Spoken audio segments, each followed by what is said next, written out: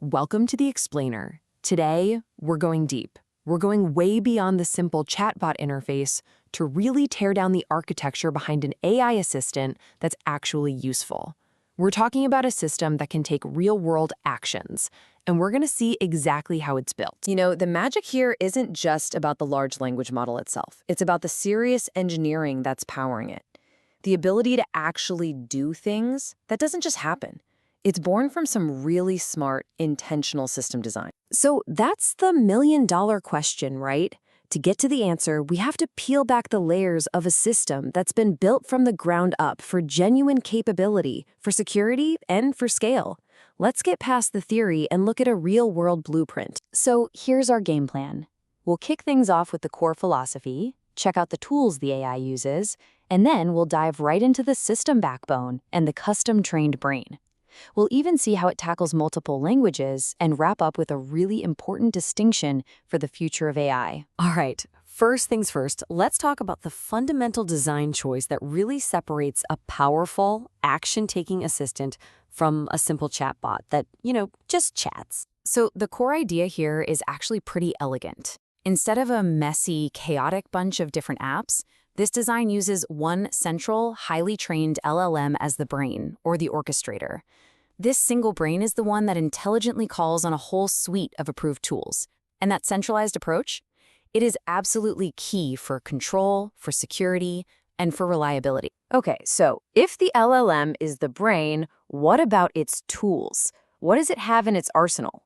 Let's take a look at the sheer scope of this thing, because this is what gives the assistant its real power in the world. And look, this isn't just a couple of gimmicks. This tool set is incredibly practical.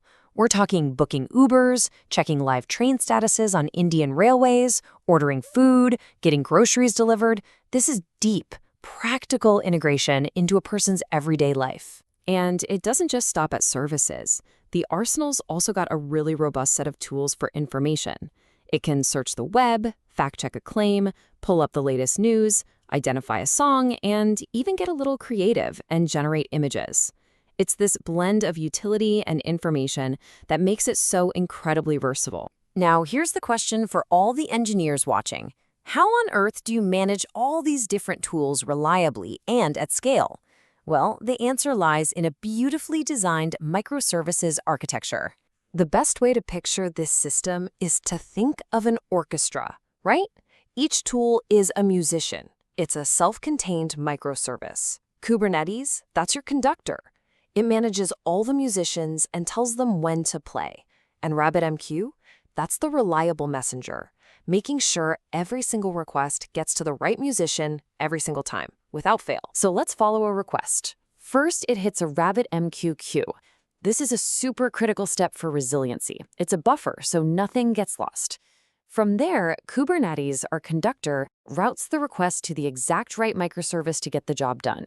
This whole queue and route pattern is the bedrock that guarantees performance, even when it's getting slammed with traffic. Okay, so we've got the tools, we've got the system to manage them, but what about the brain itself?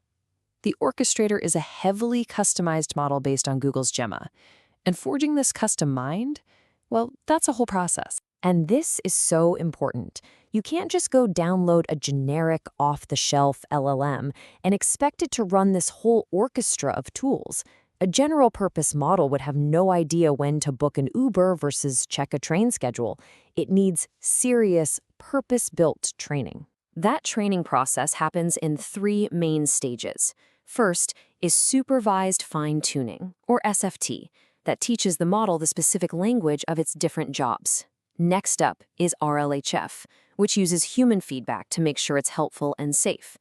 But honestly, for a system like this, that third stage is the real secret sauce: dedicated tool use training.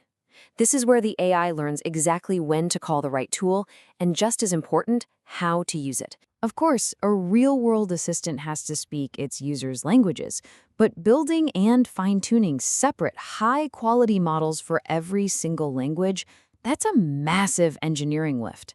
So how did they solve it here? The solution is just a really clever, pragmatic workflow. A query comes in a language like Hindi. It gets translated to English on the back end. Why? Well, because the most powerful tools and most of the web's data are in English.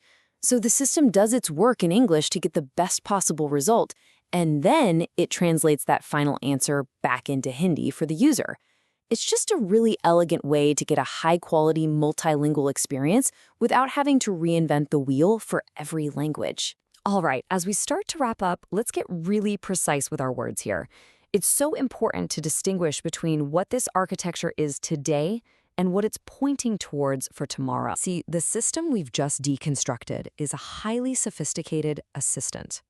It's action-oriented, it reacts to your prompt, and brilliantly picks the right tool for the job. But a true agent, that's the next frontier. An agent is goal-oriented. It would proactively plan and execute complex, multi-step tasks all on its own to achieve some larger goal you gave. And that really leaves us with this final big thought.